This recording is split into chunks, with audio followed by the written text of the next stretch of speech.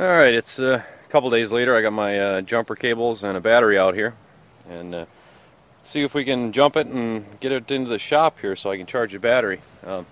It's got that stupid remote post thing, so it's harder to find a good place to ground it and get onto the positive terminal. It's kind of tricky too, so I'm just going to fire it up and bring it in the garage, and hopefully we'll be able to charge it. Hopefully it'll start and you can hear that knock, but we'll see.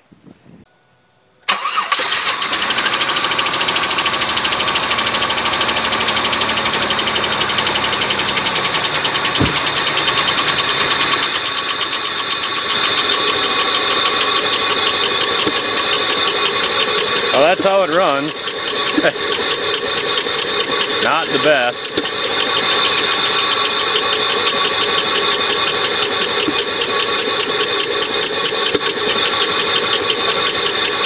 Suppose if I unplug the knock sensor, it'd probably run a little better, but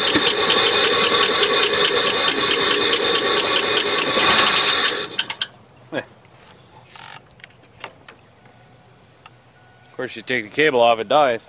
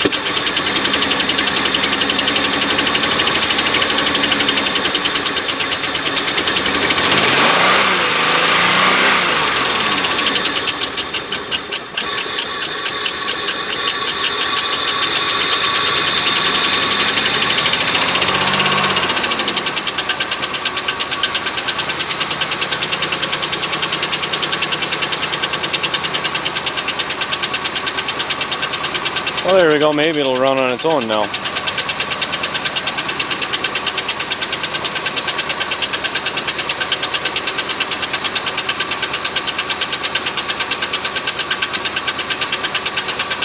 I'll let it run for a minute and then we'll see if we can get it in the garage. Well, I think I'll have to do some investigating and see what that knock's all about. It's seems kind of high pitched to be a rod knock, but I don't know. We'll get it into the garage first, throw a charger on it, and see what we come up with.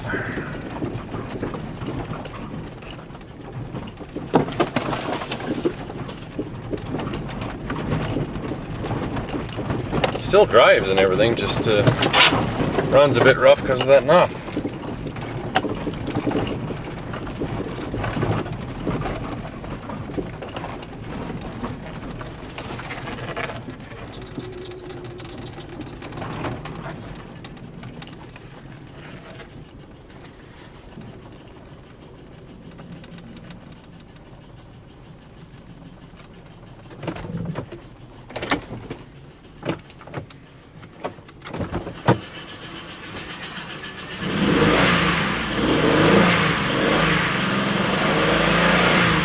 Kind of goes away when you rev it up, so I don't think it's a rod knock.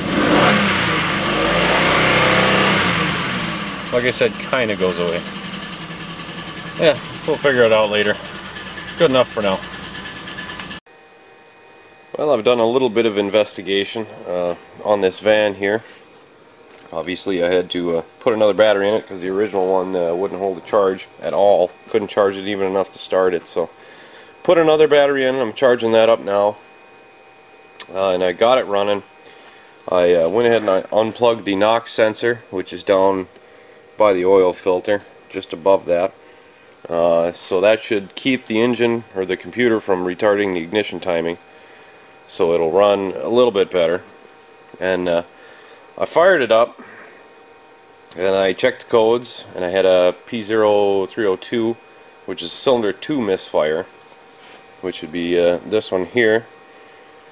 And even after I got the NOx sensor disconnected, it still has a miss.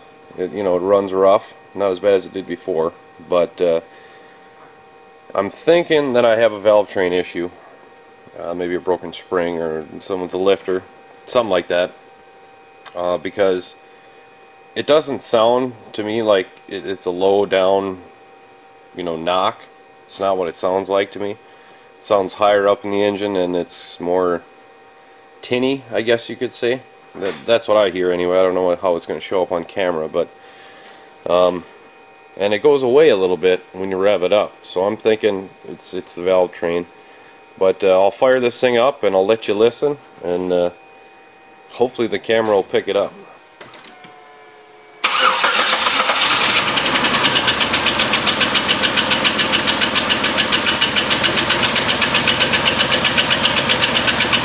And you can kind of hear it. It sounds like it's coming from that area. We'll rev it up a little bit.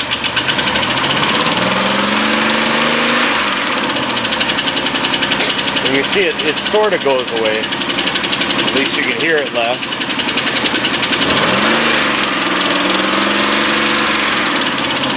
And the engine actually smooths out a bit. So there's something going on up there. I think the next step is pop off that valve cover and see what I see.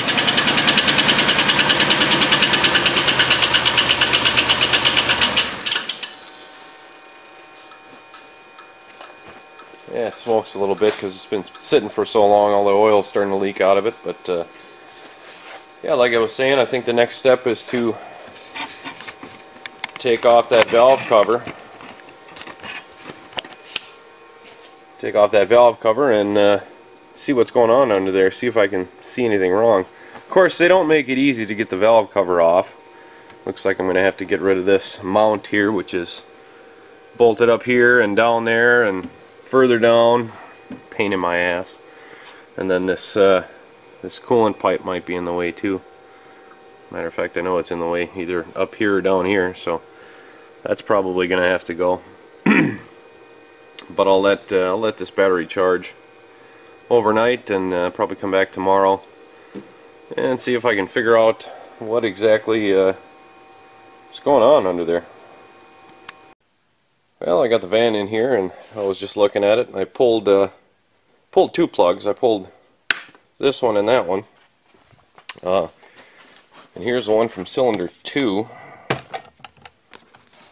As you can see, she's kind of oily and nasty. And here's the one from the next one over.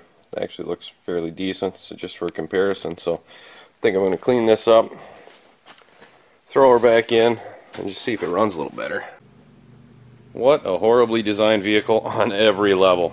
Everything's in the way of everything else. But obviously, I don't remember where I left off, but obviously the spark plug didn't really help anything. I didn't think it would, but I figured it was worth a try.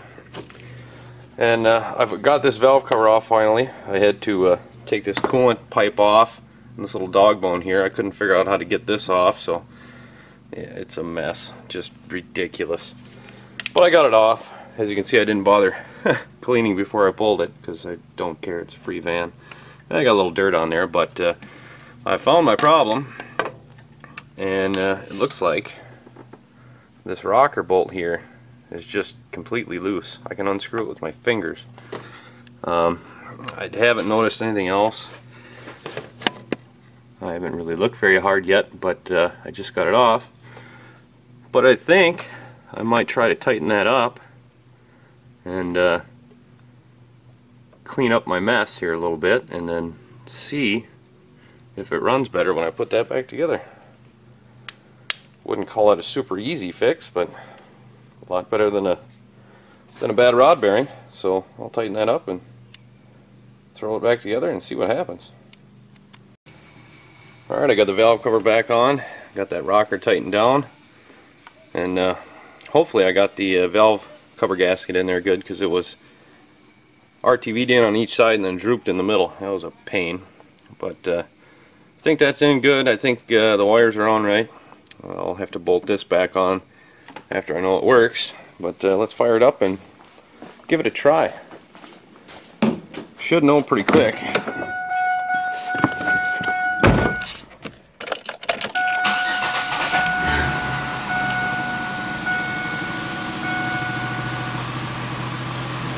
Well, it's running better already. Oh yeah, that's 1,000,000 times better. I don't want to run it too long because I still got to put coolant in it, but sweet. Free fix on a free van. I like it.